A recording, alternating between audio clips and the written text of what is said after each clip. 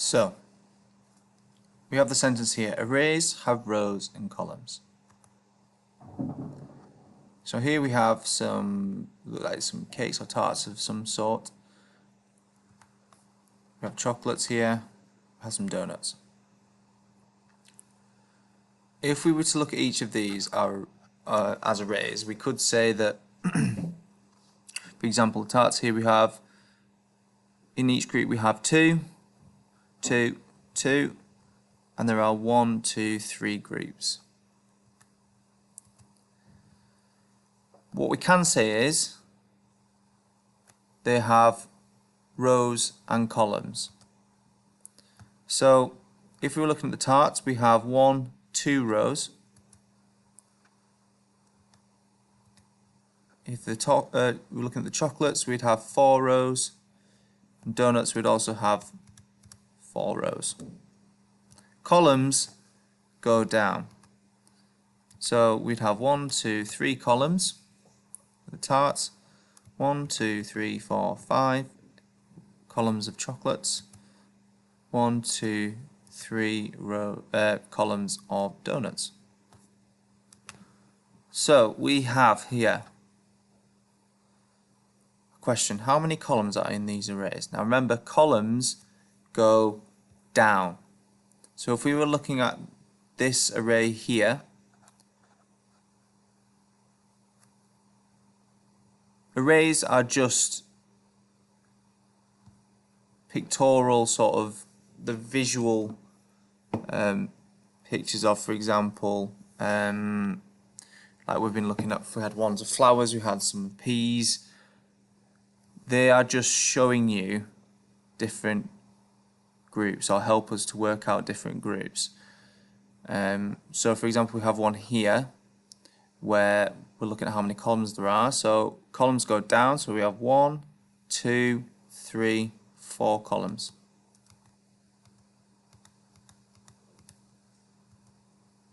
Here we have 1, 2 columns. If we were looking at the rows, remember the rows go across.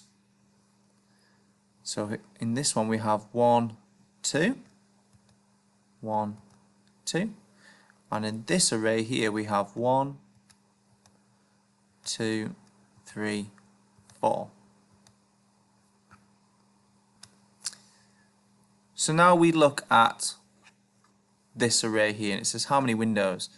Now we use our knowledge now of rows and columns to help us work out this answer. If we were doing this as just looking at groups, we'd go, right, how many are in each group? 1, 2, 3, 4. How many groups are there? 1, 2, 3, 4, 5. So then we'd have 4 plus 4 plus 4 plus 4 plus 4, because we've got the number 4 5 times. But now we're going to look at it in terms of rows and columns. So if we were looking at rows, remember rows go across, so 1, 2, 3, 4, 5. Oh, sorry, 4.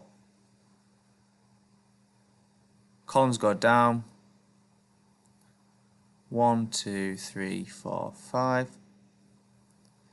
Very similar to how many groups there are, how many are in each group.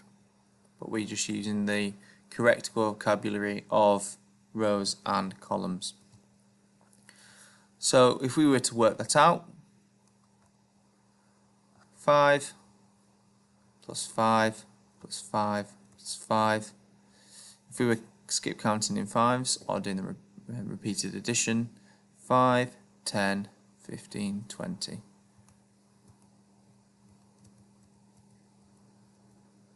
There are 20 altogether. If we were to look at another example, how many shells? So we first look at how many rows there are. There are 3. 1, 2, 3. So 3. There are also 3 shells in each row, or 3 columns. 3 and 3, 3. 3 and 3, 6. 6 and 3 equals 9. So just to remember, when you are working through these questions, think about how many rows there are, how many columns, or if you're unsure about the rows and columns yet, try and see if you can remember how, or try and link them to groups.